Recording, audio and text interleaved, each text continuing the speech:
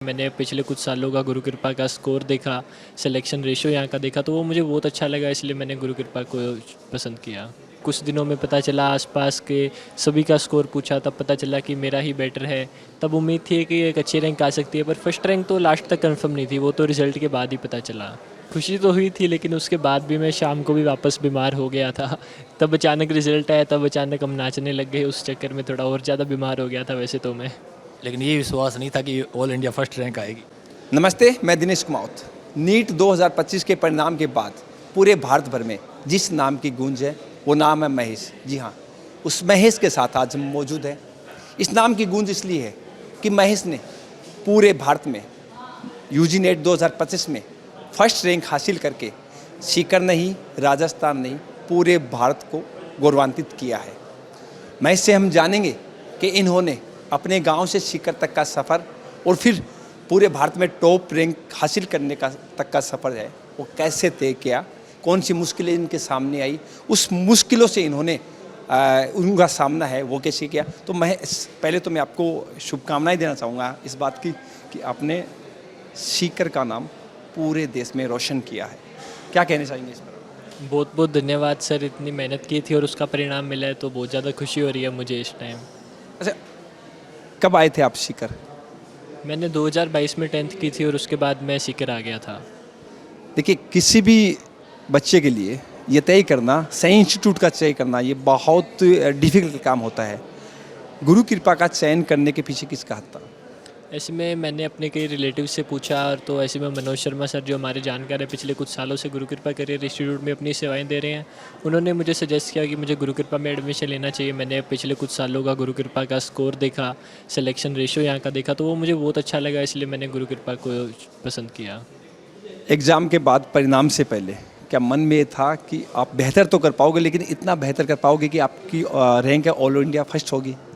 बिल्कुल नहीं सर, ऐसा तो मतलब उम्मीद ही नहीं थी, क्योंकि पेपर दे के जब बाहर निकले इतना हार्ड पेपर अटैम्प्ट करने के बाद, तब तो मतलब बहुत ज़्यादा डर लग रहा था कि पता नहीं क्या होगा, मतलब क्या रैंक आएगी, क्या स्कोर रहेगा, कुछ पता ही नहीं था उसके बारे में। फिर कुछ दिनों में पता चला, आसपास के सभी का स्कोर पूछा, तब पता चला कि मेरा ही बेटर है। तब उम्मीद थी कि एक अच्छी रैंक आ सकती है, पर फर्स्ट रैंक तो लास्ट तक कंफर्म नहीं थी, वो तो रिज़ल्ट के बाद ही पता चला। जब परिणाम आया था उस समय आप क्या थे, कौन सी स्थिति में थे, कहाँ मौजूद थे? कल मतलब जो रिज़ल्ट आया, कल सुबह से ही मेरी थोड़ी तबीयत ख़राब थी, और जिस टाइम रिज़ल्ट आया उस टाइम मैं हॉस्पिटल में था, और तब अचानक योगेंद्र सर का फ़ोन आया कि रिज़ल्ट आ गया और फर्स्ट रैंक आई है, तब कहीं ना कहीं बहुत ज़्यादा खुशी हुई थी। अच्छा, देखिए, जब परिणाम आया था उस समय ये हॉस्पिटल में एडमिट थे। अच्छा, हॉस्पिटल में एडमिट थे जब जोगेंद्र सर ने आपको फ़ोन करके ये बधाई दी, शुभकामनाएं दी कि आपका जो रैंक है वो ऑल इंडिया फर्स्ट है, तब कहीं ना कहीं आप बीमारी से बाहर निकले ही होंगे? जी सर, खुशी तो हुई थी, लेकिन उसके बाद भी मैं शाम को भी वापस बीमार हो गया था। तब अचानक रिज़ल्ट आया, तब अचानक हम नाचने लग गए, उस चक्कर में थोड़ा और ज़्यादा बीमार हो गया था वैसे तो मैं। अच्छा, अब भी बीमार चल रहे हैं? अब तो थोड़ा आराम है। आराम है, हाँ जी सर। खुशी है। बिल्कुल सर। एक एक बेटे की सफलता के पीछे एक माँ का भी बहुत बड़ा हाथ होता है, और सबसे ज़्यादा अगर किसी को खुशी होती है तो वो माँ होती है। आपके मन में कितनी खुशी? बहुत ज़्यादा खुशी है, और इतनी खुशी है कि शब्दों में तो ये बयान नहीं की जा सकती। और इसके लिए मैं ईश्वर का और सतगुरु का धन्यवाद करूँगी, जिसने हम बच्चे की मेहनत को सफल बना के उससे पूरा हक मिला। बच्चे पढ़ते हैं, लेकिन जब बच्चे 10th और 12th के आसपास होते हैं तो वो चयन नहीं कर पाते हैं कि उन्हें कौन सी जगह जाना चाहिए, कौन सी इंस्टीट्यूट में जाना चाहिए। आपके बेटे के पीछे यहाँ तक आप वो पहुँचे, गुरु कृपा तक आए, इसके पीछे आपका हाथ था, बच्चे का चयन था या पिता का चयन था? बच्चे ने जैसे ही 10th के एग्ज़ाम ख़त्म हुए थे 2022 में, तो ये थोड़ा कन्फ्यूज़न में था, अभी मम्मा क्या करूँ मैं। हम घर पे डिस्कशन चलता था, इसकी सिस्टर है बड़ी, वो हम करते थे। तो पहले तो इसका ये मन था कि मैं घर से बाहर नहीं जाऊँगा, तो इसीलिए आर्ट्स से ही 12th करके फिर यूपीएससी करूँगा। लेकिन फिर बाद में इसकी सिस्टर भी साइंस की स्टूडेंट है, उसने थोड़ा इसको समझाया भी, देख तू नीट कर सकता है तो चांस ले। तो फिर इसने उसको कहने को माना, फिर हमने भी बाहर आए, कोचिंग ने ट्राई की, फिर हमें थोड़ा सा गुरु कृपा के बारे में अच्छा रिज़ल्ट और रेस्पॉन्स मिला। और कुछ नेट वगैरह पे भी गुड़िया ने, बेटी ने सजेस्ट किया, तो गुरु कृपा को फिर हमने सेलेक्ट करके और बेटे को यहाँ भेजा। क्योंकि बेटा हिंदी मीडियम से था तो हमें थोड़ा डर भी था, भी क्या पता साइंस में आगे चल पाए या ना चल पाए, क्योंकि साइंस के लिए या नीट के लिए इंग्लिश मीडियम के बच्चे अक्सर अव्वल रहते हैं।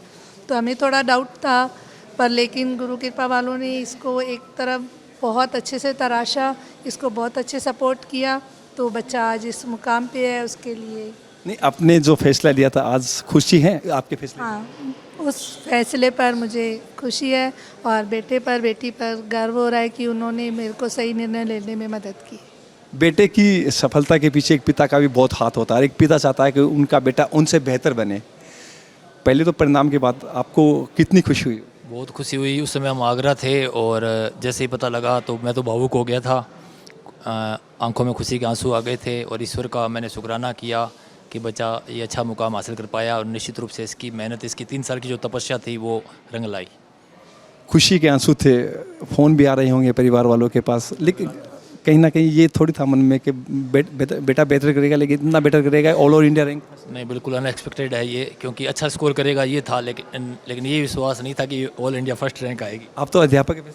हाँ जी, मैं भी टीचर हूँ और समझता हूँ इस बात को, और निश्चित रूप से इसने ये मुकाम हासिल करके हमारे पूरे देश का या समाज का या परिवार का गौरव बढ़ाया है। जैसे आप माता पिता हैं महेश के, वैसे अन्य बच्चे भी हैं, माता पिता भी, लेकिन कभी कभी क्या होता है कि एक सही चयन नहीं कर पाते। जब उनको एक चयन करना होता है इंस्टीट्यूट का, वो सही चयन नहीं कर पाते, जिसकी वजह से उनके बच्चों को काफ़ी नुकसान होता है। उन माता पिता को आप क्या कहना चाहोगे? उन माता पिता के लिए तो मेरा यही अनुरोध है कि भी आप अपने बच्चे से बात करें एक फ्रेंडली वे में, और आप उनसे पूछें कि उसका मन क्या है।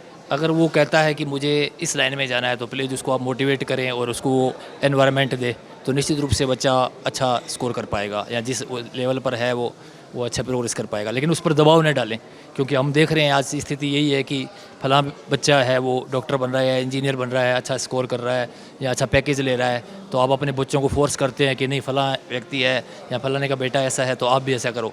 तो ये मेरे हिसाब से बहुत ही गलत है। आप बच्चे की इच्छा, उसका जो इंटरेस्ट है उसको प्रायोरिटी दें।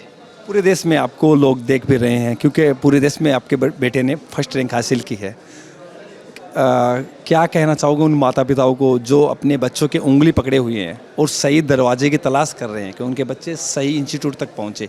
गुरु कृपा के बारे में आपका क्या ख्याल? गुरु कृपा के अंदर बहुत ही अच्छा माहौल है और निश्चित रूप से यहाँ से मनोज जी सर हैं जिनसे हम 3 साल संपर्क में रहे, और उन्होंने हमारी एब्सेंस के अंदर पेरेंटिंग रोल प्ले किया कि जो बच्चे को कोई भी दिक्कत होती, हॉस्टल चेंज करना होता, तो निश्चित रूप से वो तुरंत एक्शन लेते।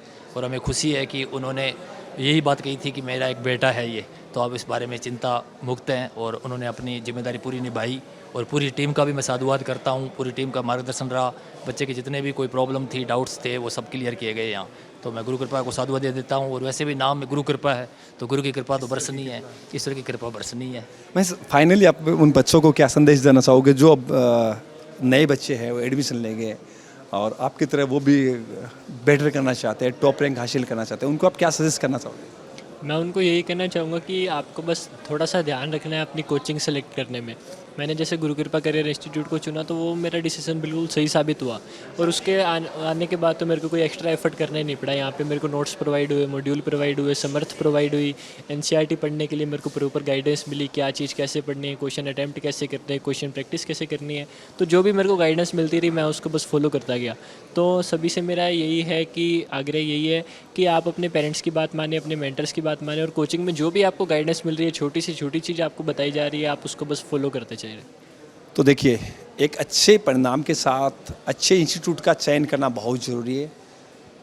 अगर आप भी अपने बच्चों को बेहतर भविष्य बनाना चाहते हैं तो एक बार आप भी अपने बच्चों के साथ गुरु कृपा का सफ़र जरूर तय करें। धन्यवाद।